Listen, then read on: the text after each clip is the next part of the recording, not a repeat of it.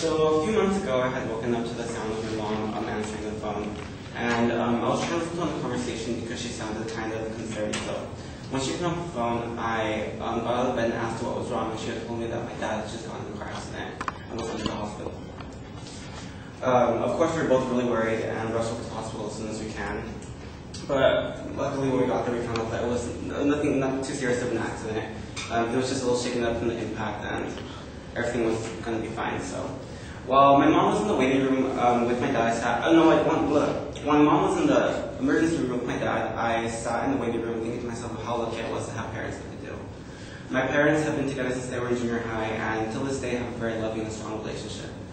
I thought to myself, I would love to have the same thing as my parents do. Unfortunately, I'm gay, and California does not recognize same-sex marriage under its constitution.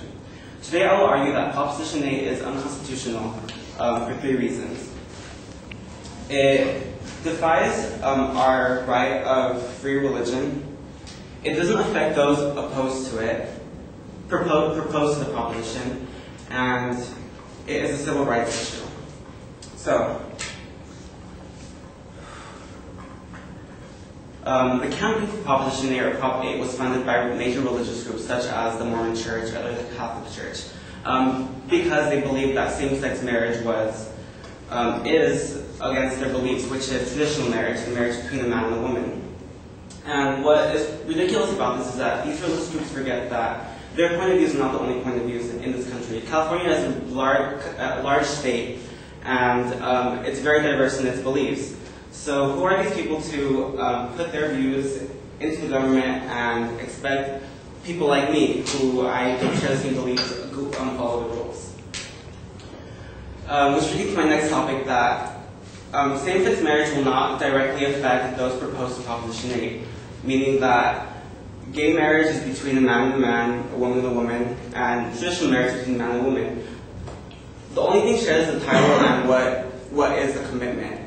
It's not going to affect families. People who are in favor of traditional marriage claim that same-sex marriage, if legalized in California, will demolish the idea of a family, which is not the case at all.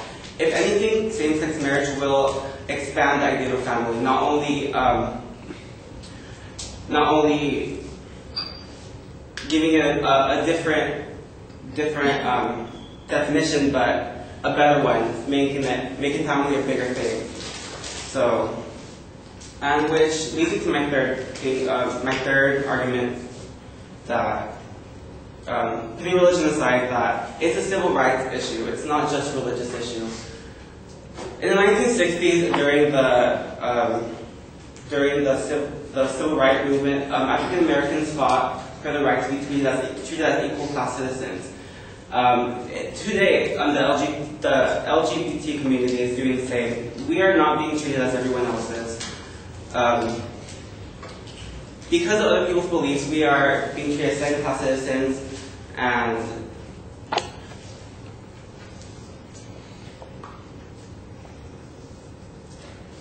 everyone's not being treated equal. So,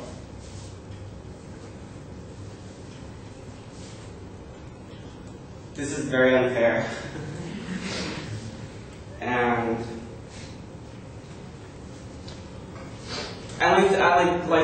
Judge John Walker said that a minority group cannot be undermined just because they are a minority group. They are just as equal as everyone else is. So, Proposition 8 is unconstitutional for those 3 reasons. It undermines the separation of church and state. It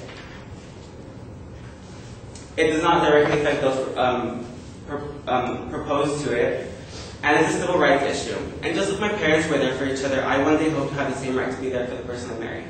Thank you.